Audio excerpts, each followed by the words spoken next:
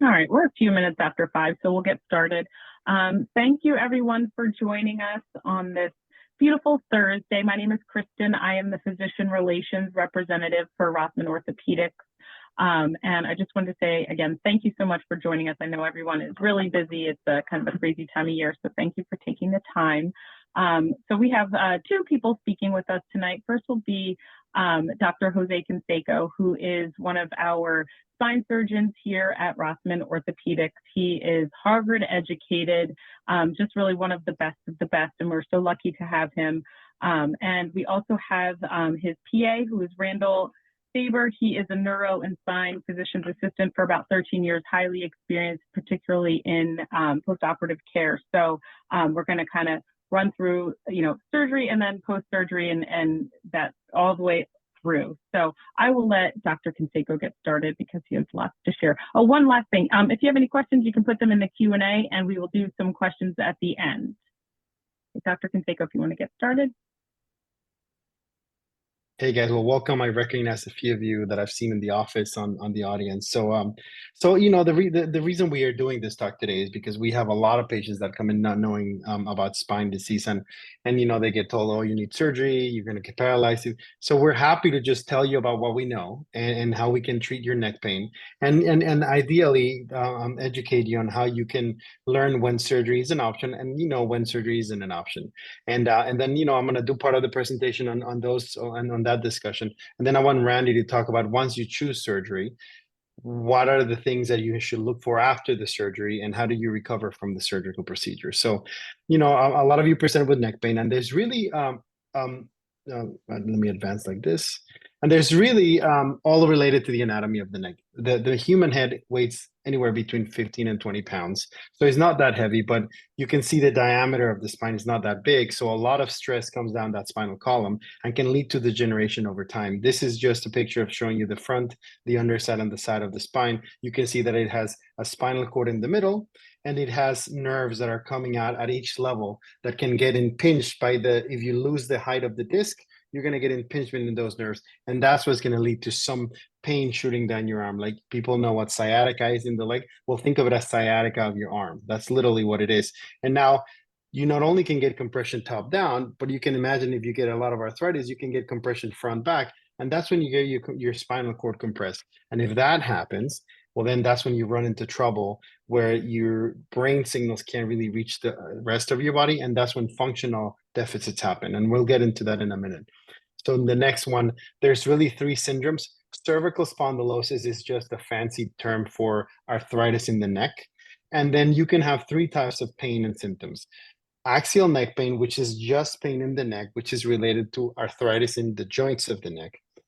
On the other side, you see cervical radiculopathy, which is what we spoke about, which is the sciatica of the nerves, compression of just the nerves. And in the middle, you see myelopathy, which is when arthritic disease is compressing the spinal cord itself, not just the nerves. And then you have more functional problems rather than just pain. You can have pain, but a lot of patients also don't have pain and they have myelopathy. So again, a little bit more about arthritis and when it presents. It's cervical spondylosis. It really is changed with age. Not a lot of patients have symptoms. About 25% of people around 40 years old have it. Half of people over 40 have it, and 85% of people over 60 have arthritis in the neck. And it doesn't mean you're going to have pain, but if you're reaching one of those age groups, well, then you know what your chances are of having and not having pain or disease. And once you start seeing X-rays, evidence of changes are seen on X-rays or on imaging. Usually 70% of people, of women over 65 and 95% of men over 60, you'll see something on X-ray that tell you, oh, you have arthritis. Before then, sometimes you can get an X-ray and you have disease, but you can't really tell about it. And so most cases happen when they're symptomatic and they need intervention between 40 and 60, and it tends to affect men 3 times more than two. So for every 3 men, 2 women have the same disorder. Now, again, a little bit more, it's just natural degeneration. It's nothing you did, short of having an accident or traumatic injury in a car accident or a fall, where you have an injury in the neck and degenerates faster than in other cases. Most of the damage just happens with age. Just like people need a knee replacement because they have knee arthritis, same thing in the neck. You'll develop arthritis over time, and we have to do something about it. Key features that we see on X-rays are these osteophytes, which is what I tell my patients. They're bone spurs. It's extra pieces of bone, this beaks that you see in the front of the spine. And then the other option, you can see on that picture how the height of the disc decreases with time. And that's really what's causing extra bone, extra fibrous tissue, extra scar that leads to compression of the nerves or the spinal cord. Now, with arthritis comes radiculopathy when you compress the nerves just themselves, and that leads to the sciatica of the arm. Like I said, most common levels where people are going to feel it is the C5 and 6, be the front of the arm around the biceps, the side of the shoulder down to the forearm. C6, 7 will be the back of the arm down to the forearm and the hands, or C4, 5 will be more in the trapezius area and the side of the shoulder. Those are the things that you should worry about. Most of my patients come with biceps and lateral and the side of the arm pain. But it can really occur anywhere. It can go all the way up to C1, C2, and you would feel more back of the head pain. Or you can go all the way down to C7, T1, and then you may have some symptoms on the sides of your thorax or your chest. Oh, sorry. And then next one. And this is just, I wanted to show you a picture of, well, what is degeneration? Well, degeneration, you can see on the left side and the lower picture, that's a normal disc with the nerves. And on the right side, you can see that it got collapsed, it got irritated, and the nerves are hurting. And that's when you have just arthritis. But when you develop arthritis, you can either have a disc herniation. You can see that top picture that's pushing a disc outwards and compressing not just the nerve going out in the tunnel, but the midline structures, which is the spinal cord.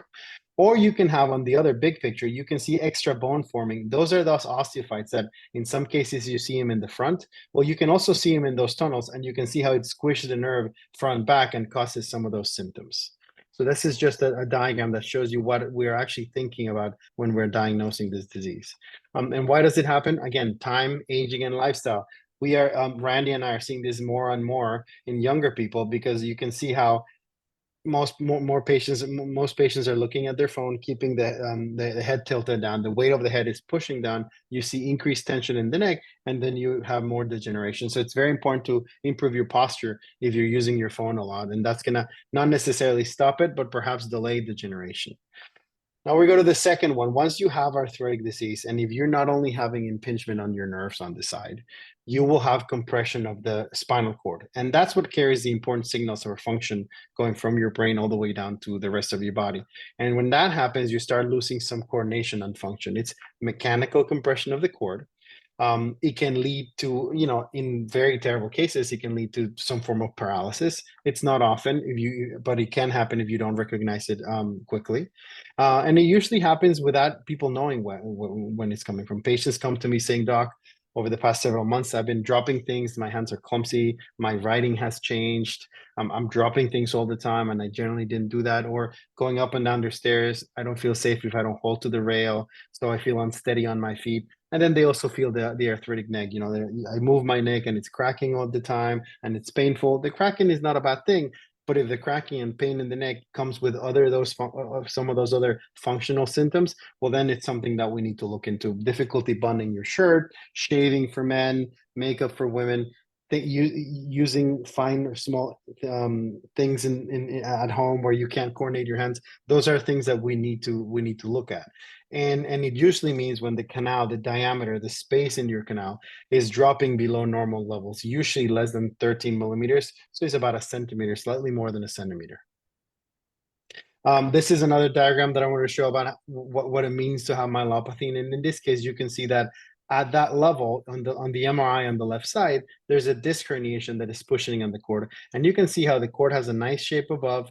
It gets squished front back in the middle, and then it has a nice shape below. And that's what's causing compression of the spinal cord. It's going to cause swelling and inflammation of the cord, and then it's going to cause impairment of the nerve endings and the nerve fibers going through the spinal cord, and lead to dysfunctional status after that. Again, a little more review on radiculopathy, just in case people were confused. So myelopathy is compression of the spinal cord, and can or doesn't necessarily have to be associated with radiculopathy, which is a sciatica of the nerve, where you have impingement of the nerves only, and then you have pain shooting down the arm in the different distributions, as we noted above. A little more explanation here is you herniate a disc, you impinge the nerve, you have inflammation, and it presents as either numbness, tingling, weakness, or pain shooting down the arm in different distributions. Again, it restricts your range of motion, you have inflammation, and it leads to pain.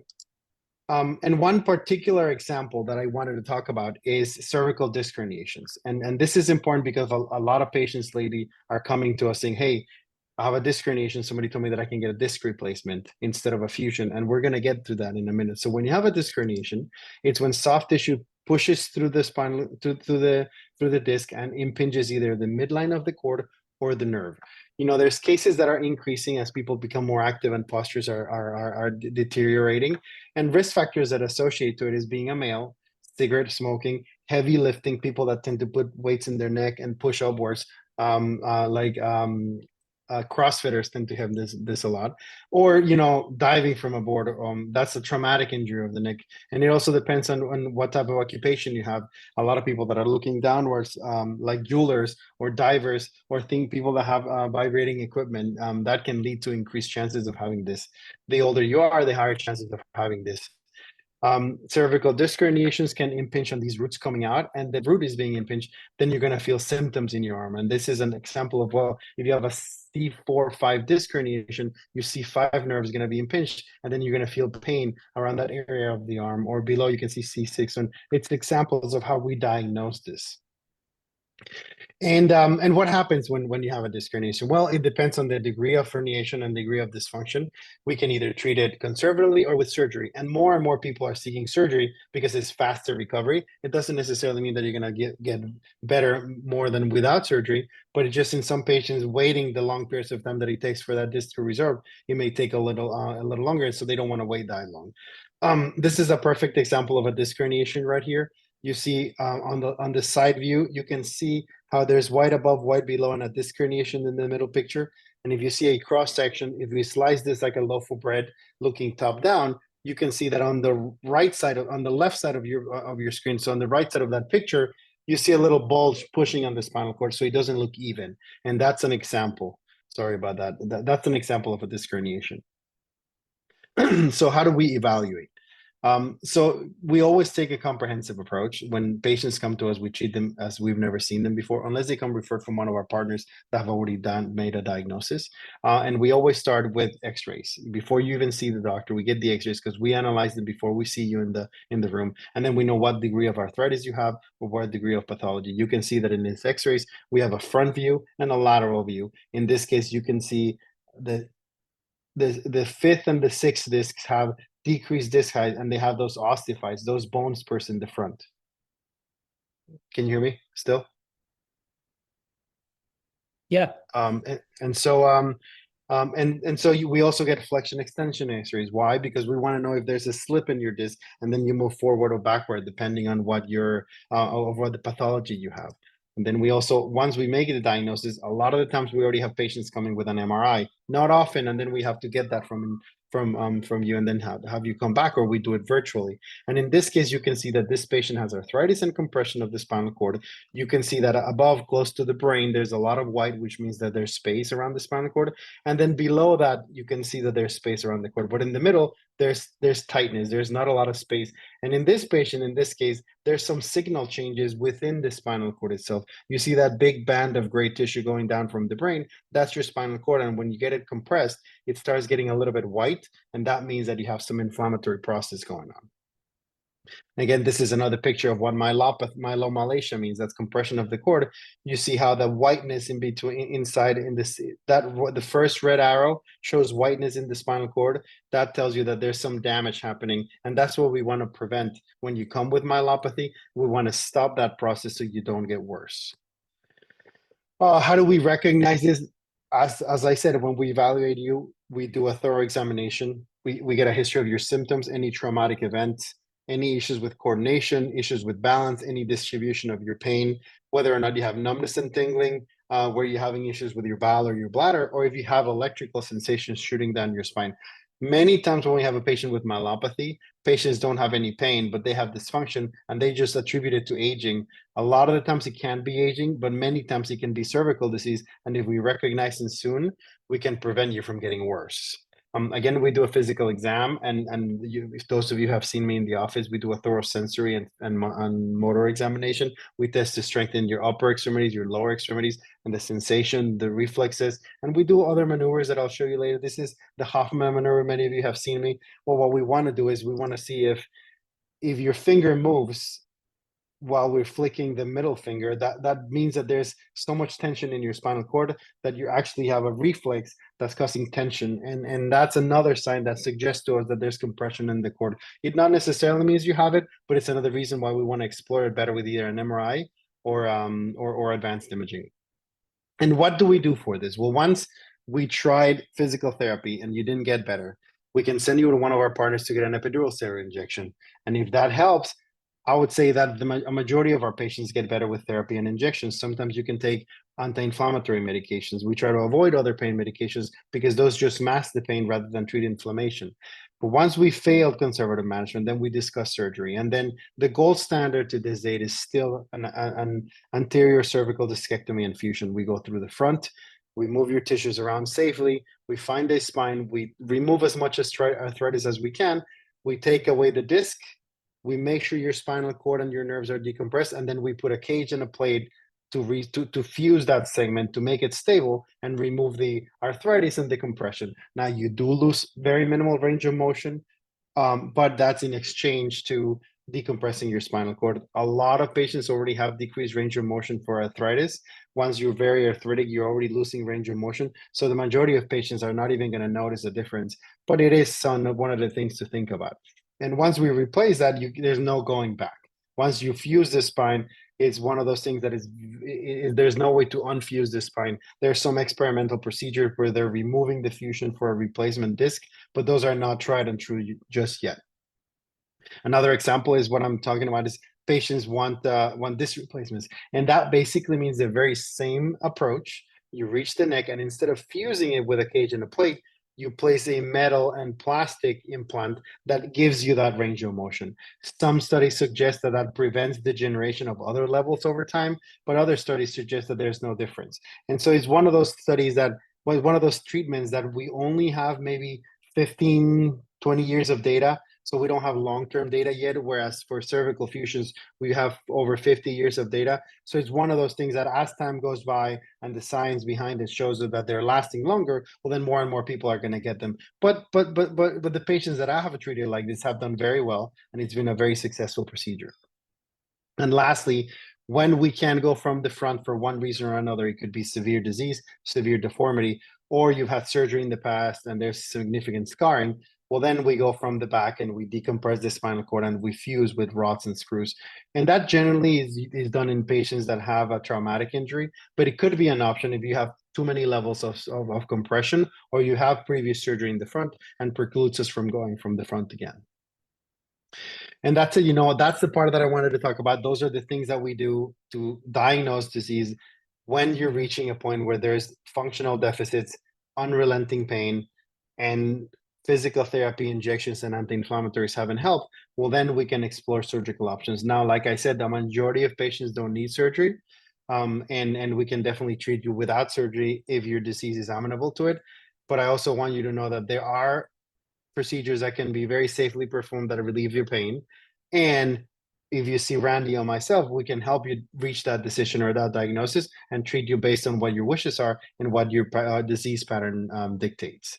So that's the part that I wanted to show. I want Randy to do his part, and I also want to make a big shout out to our nurse Pam Fresco. She's really the leader of our team. Many of you know her because she's very responsive. And if you ever come to see us in the office, you'll see Randy, myself, and Pam, and we're always available to either help you with things about your condition or even give you advice and make sure that we do whatever you need for us to get you better.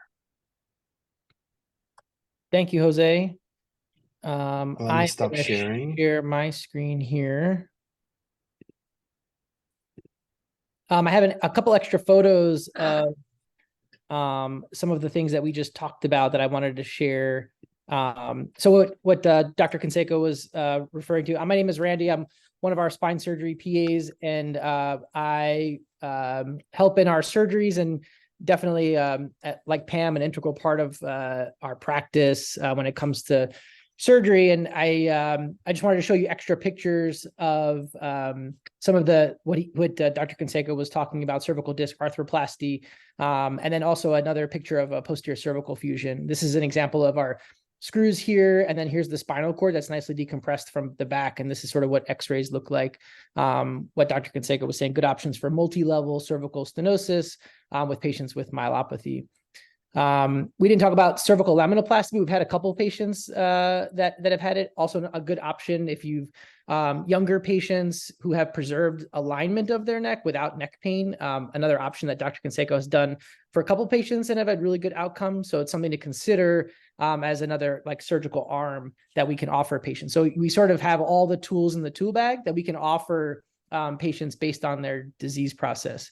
So one of the things that we alluded to was how do we improve surgical outcomes for our patients, right? When you sign up for surgery, it's scary. There's a lot of factors, your medical comorbidities, age, what's your pre-morbid status, right? Like what is your medical status before going into spine surgery, and what are the expectations? And so we, as part of our practice, try to improve patient outcomes by something called ERAS, which I'll talk about. It's also a patient selection. We want to understand which patients are going to benefit most from surgery and which are not, right? I think being honest, and one of the things that I've learned over the years is good surgeons tell you when to operate, but really good surgeons tell you when to not operate. And that's like a really important aspect of when you're selecting a surgeon, to give you the honest and upfront answer to like what's the best option. And I think Dr. Canseco and I are very honest with patients, and we encourage folks to get second opinions. But I think when it comes to selecting the right patient, selecting the right surgery, optimizing their surgical course, and making sure they have good outcomes is really our goal with our surgical practice.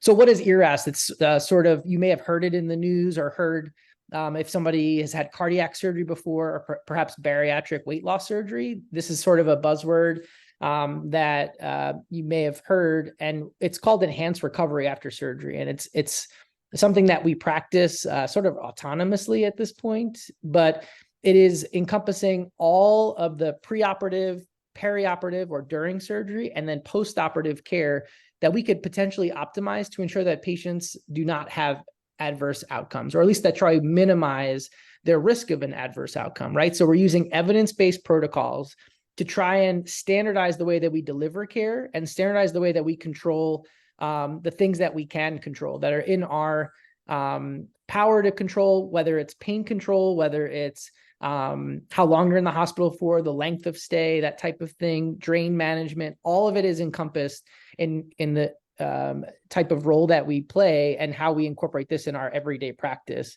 It's sort of a multimodal optimization of this episode of care, right? So when you're potentially considering surgery, or you've seen a surgeon and they're talking about scheduling surgery, this is when this becomes really key in trying to avoid any adverse outcomes, right? And it's only started to gain ground in the spine surgery population in the last couple of years. It was sort of born out of cardiac data that all of patients, undergoing CABG surgery would be standardized, that everybody would have the same type of perioperative care, anesthesia, postoperative pain control. And then they found that this could be used in other patient populations. So we find it to be very helpful in the spine population.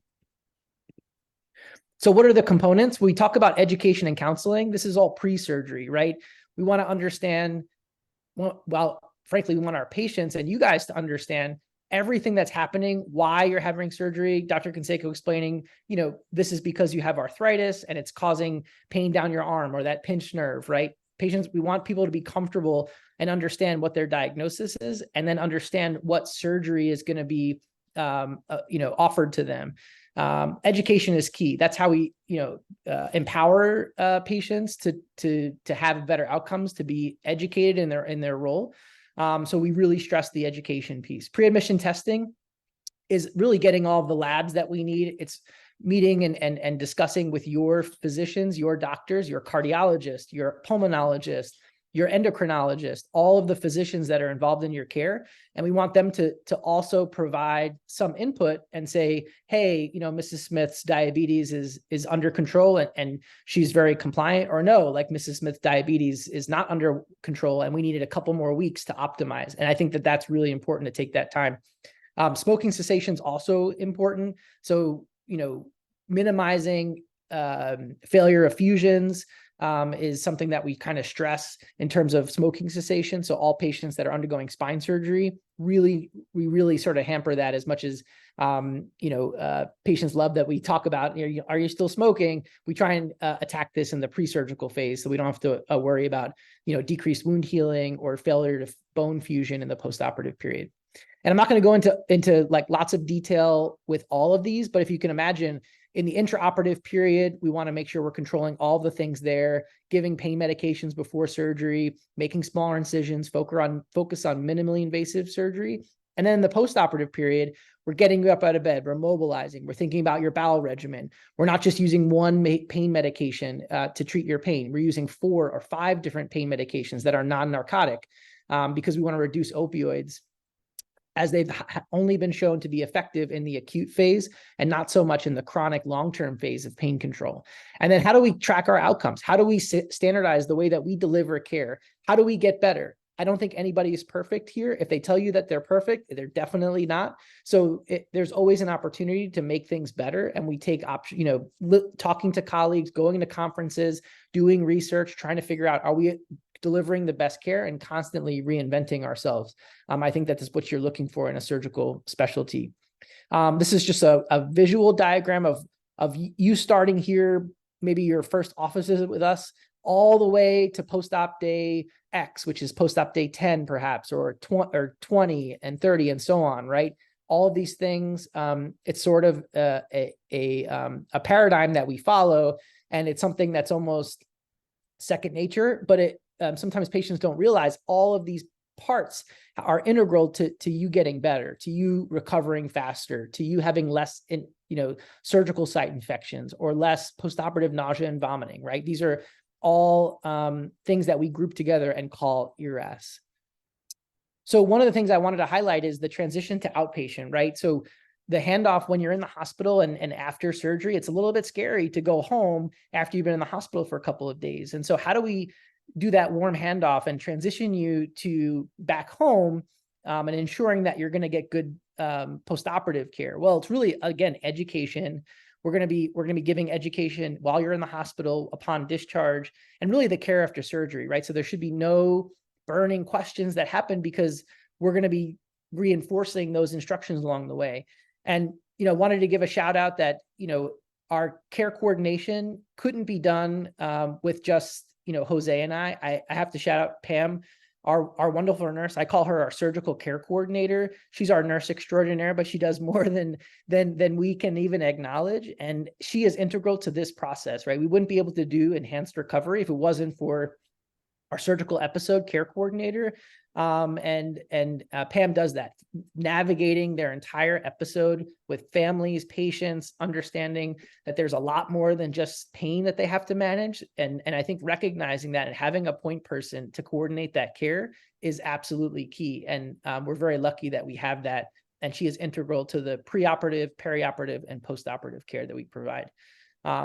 Wound checks, our evaluation. I'm the first person to see you in the office along with Pam, and then you'll see Dr. Canseco afterwards, but we're always sort of, it's never that, where's my surgeon, where's my PA, where's my nurse? Like, we've never had that happen before. And that's really important, is that FaceTime, is that regularly scheduled follow-up, and us checking in and making sure that patients are cared for appropriately. And then the last part is outcome tracking, right? Our gathering data, understanding, can we gather functional assessments to make patient care better for people coming after you, right? The goal is really to continuously improve upon the care that we deliver. And there's never a time where we feel or we say that there's never learning to be had. So I'm always trying to improve upon my practice. And I think Dr. Canseco and I, sort of mirror each other with, there's something new to learn, like, by all means. And I think that's sort of the process of this, is the ensuring that we are up to date. and tracking our outcomes. And then lastly is continuity of care, right? We want to involve your doctors, your primary care doctors, all of the physicians that normally take care of you. You know, we come in and we take care of your spine, but at the same time, there's a whole host of other clinicians that we want to make sure are up to speed with what's happening. So communication is kind of key. Sometimes we can feel like it's a little bit insular, like we're just doing spine, but I think that we're doing a disservice if we don't, realize that we're part of a greater sort of care team, and that model serves us well. So this transition is really important. And that's all I have. No, I mean, I think that's a great presentation, Randy. I wanted you guys, as patients, to see that we take as much care in diagnosing you and doing the surgery that we do just before and after the surgery. Like Randy said, it's a global episode, and I want to make sure that you guys do well throughout. And I think Randy hit it, the key point. It's always good to have a surgeon or a provider that knows when to operate, but it's better to have one when not to operate. And I love for everybody to need surgery, because that's what I love to do. But I much prefer knowing when I don't have to do it, because I don't want to put you through the risk of surgery if you don't absolutely need it, or if you're not going to get better. So it's very important to recognize providers that can do that. And I want to say that you all are welcome to come. I answered a few questions directly myself to some people. And I prefer to do it in private, because I don't know if you know some of the other persons attending, but you're welcome to come see us. Randy and I see people in the office. We see Bordentown, we see in Pennington, and we're starting to see people in Hamilton at the beginning of December. So you're welcome to make an appointment. If you prefer to see Randy first because you don't want to talk surgery, that's perfectly fine.